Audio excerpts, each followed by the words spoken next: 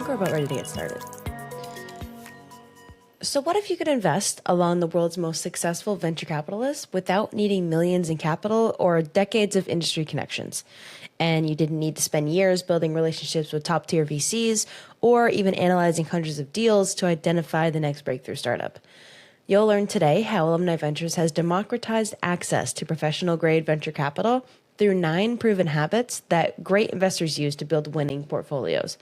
From following elite lead investors to diversifying across hundreds of companies. Your guide for today's conversation is Mike Collins, CEO and founder of Alumni Ventures, who brings nearly 4 decades of venture capital expertise to this presentation.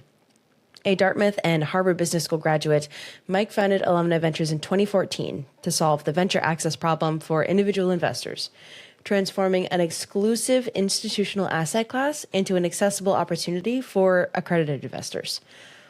Now, to learn more about how to put these habits into work into your own portfolio, you're going to see a few QR codes today. Scan any of them whenever you like, or you can visit av.vc to connect. So, Mike, take us away. Hi, I'm Mike Collins. I'm the founder and CEO of Alumni Ventures. Today, we're just going to take a few minutes and talking about what I think are the great investing habits of the very best venture capitalists that I've encountered in my career. Hopefully, there's a few lessons and a few takeaways that you can apply to your investing framework. And we'll just dig right in. First of all, just disclosure. We're speaking today about Alumni Ventures and our views of the investing landscape. This is for informational purposes only. It's not an offer to buy or sell securities, which are always pursuant to legal documents. With that, let's go. So, venture capital is often perceived as super risky, that it is pretty random. And while I'll acknowledge that there's timing and luck involved, it is a craft and it is a discipline. And I think there are ways to do it and ways not to do it. This is insight from a long career as an entrepreneur as an investor. AV itself has made over 1,600 venture investments.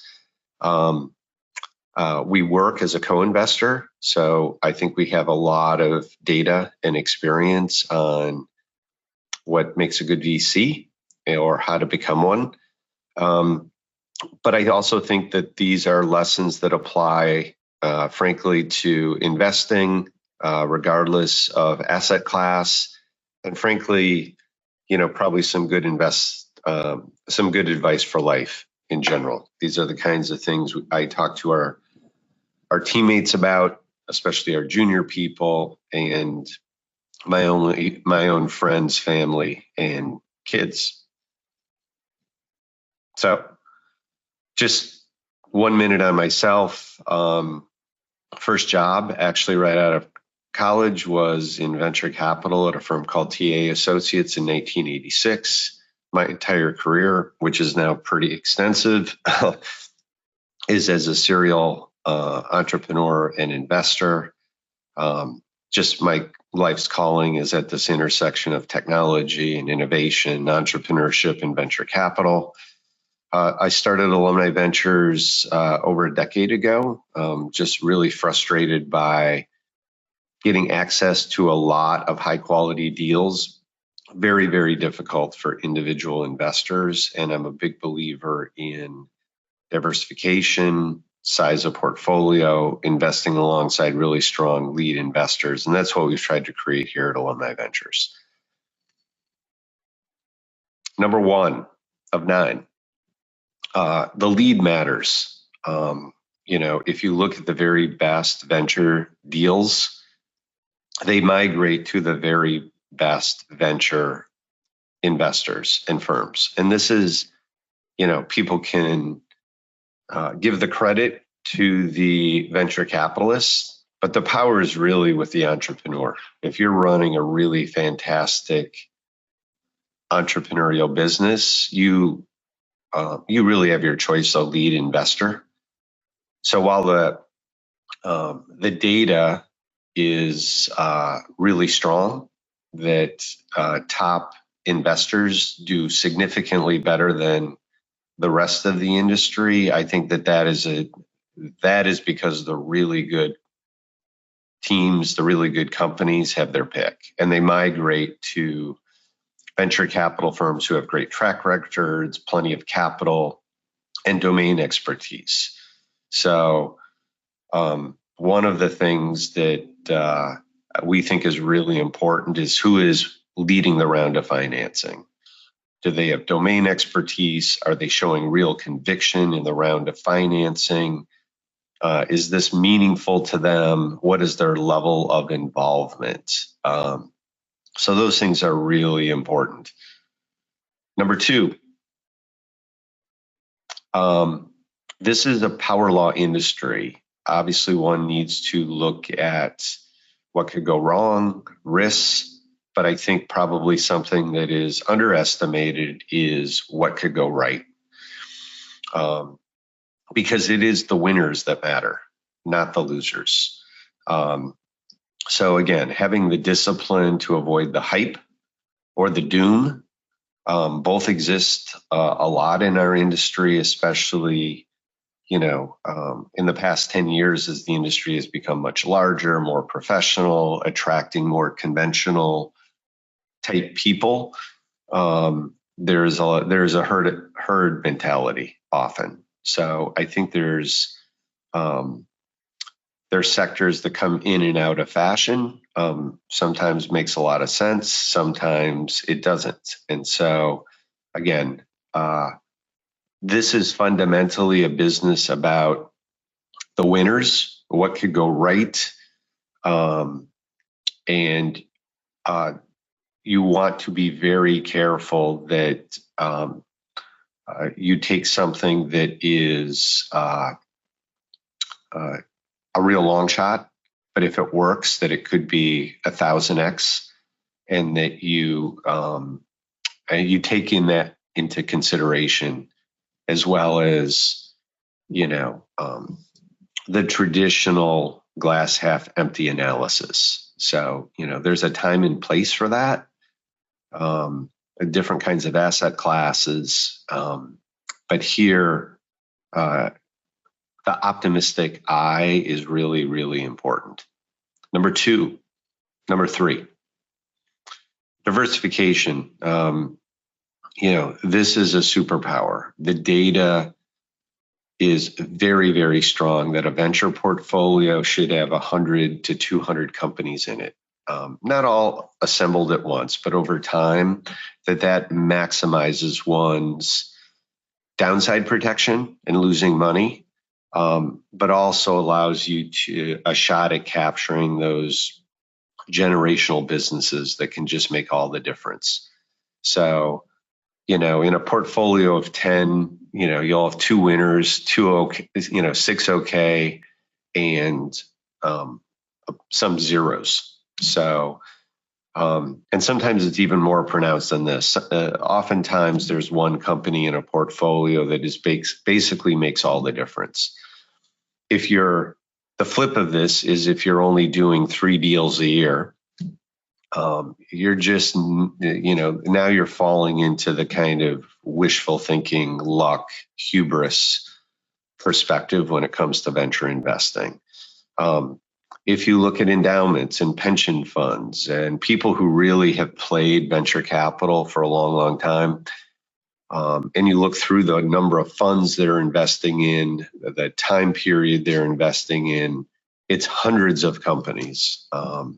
So it really is an asset class that is not meant to be played in small numbers and matters. So diversification by sector, by stage, by geography, and importantly, by time horizon. So, if one has $100,000 to invest in venture capital, it's much smarter to deploy that over 3 to 5 years versus in one investment in 1 year, because you really love the deal.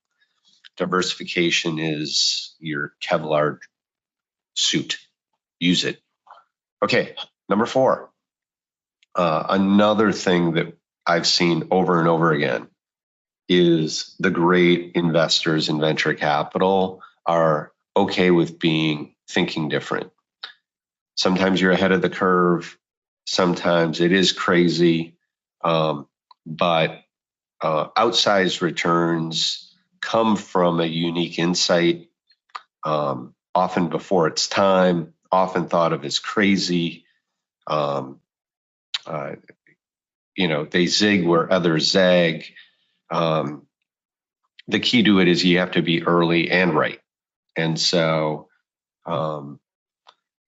one of our favorite questions is, what does this team believe that the rest of the world doesn't yet understand?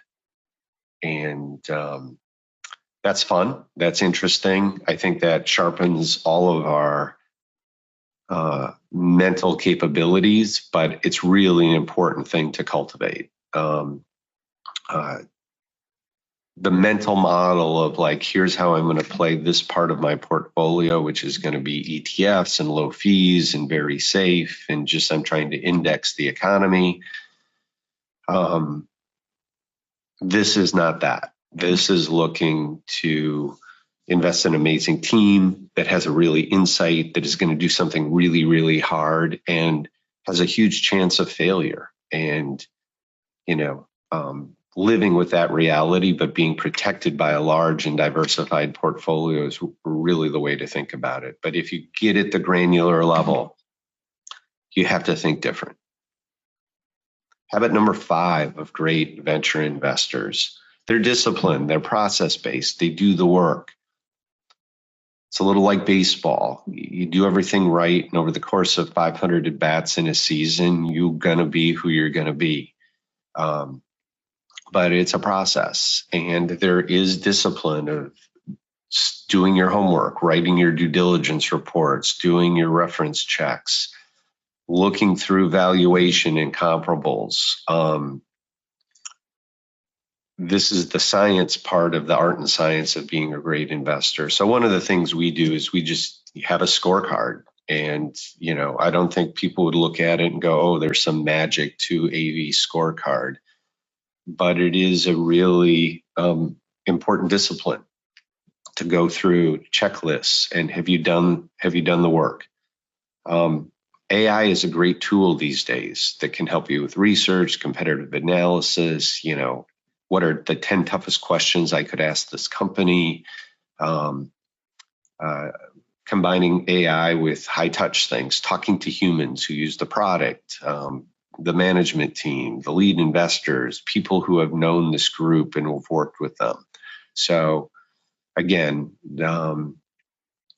applies to life. These are big decisions where you're doing your due diligence is really, really important. So you don't see people that do really well in this asset class over time do it by the seat of their pants. They're actually very hardworking, very disciplined. Okay, habit number 6. You want to deploy more money into companies that are doing really, really well. It's one of, again, the chestnuts of venture capital investing, but is really, really true. If you make 100 times your money on $1,000 investment, that's $100,000. That's a tremendous 100-bagger IRR. Is going to be fantastic. But if you make 10x on a $25,000 investment, you make $250,000. So 1/10 the return actually makes you more money. So it's both things. You want to always consider IRR, opportunity cost of capital, but you want to deploy more money in things that are working really, really well. And, businesses have flywheels, and momentum is the thing in creating a venture. And this is not a kind of a set it and forget it of ETF kind of investing. You want to, when companies raise additional rounds of financing, you want to monitor their progress. Portfolio monitoring is a really important aspect of venture investing. But absolutely the companies that are figuring it out, where the team's showing they work well together, where there's product, market, team fit, you want to put more money to work. So it's really an important part of it, which is not just a one-time investment, but really over the journey you have with a venture, the decision to cut bait, the decision to hold steady, or the decision to lean in, again, is really a differentiator from the good from the great in venture investing. Number 7, this is another common attribute that I've seen from great venture investors over time, which is just natural curiosity. Strong opinions loosely held, I think is a Mark Andreessen quote. But there's wisdom that comes with time and lessons and continually learning. Most great venture capitalists learn, they read, they listen, they're great at asking questions, they change their minds, they get feedback. Again, someone new in the industry can be really talented or really lucky and have some early wins and think that they just have the golden touch. And I see that typically is not sustainable. So again, the discipline of just being a learner and then the compounding value of that learning over time is really, really valuable. So, with time, you're going to have lessons and mistakes and losses, and you've seen cycles and you've seen trends and you've seen things come and go, and you missed out on opportunities you should have invested in, and you invested in things that were too early, and sometimes you got it just right. But all of that matters. But the great investors are curious people. A lot of great VCs love science fiction. They love to read, just sponges for information. So stay a student. Okay, number 8. We've talked a lot about coming into deals, getting in, monitoring your portfolio, but the final stage is your exit. When do you get out?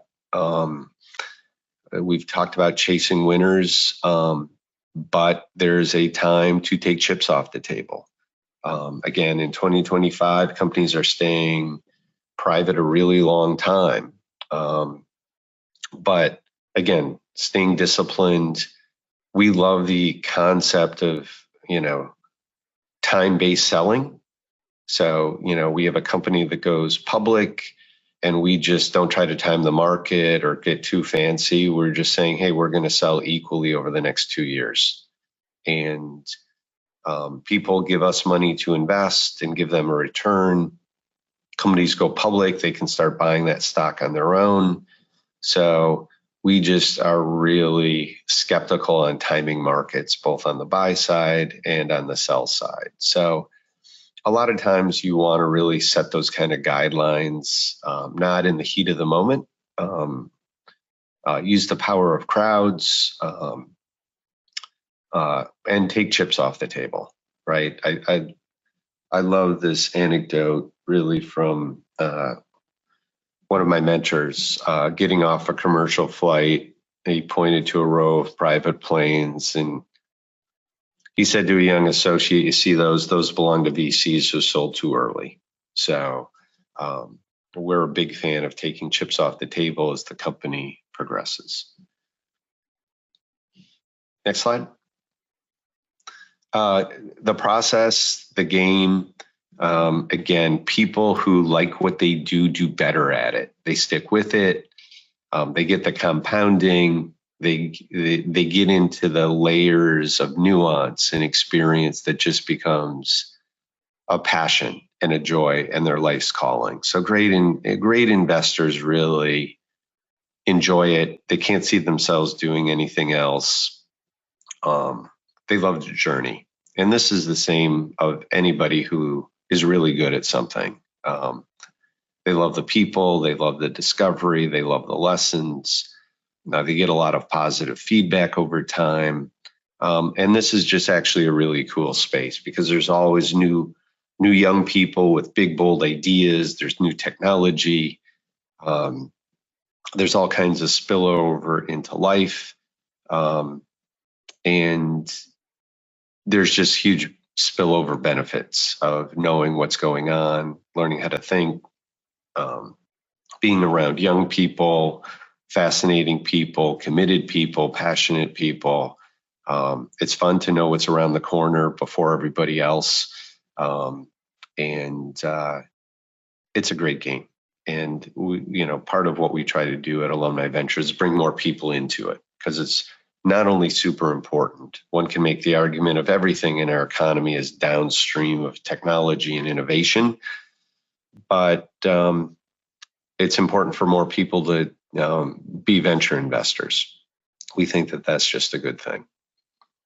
So those are just a few of my thoughts. Again, key takeaways is, we have observed there's a right way and wrong way to do it, that it isn't all luck. I think in an individual company, if you look at just a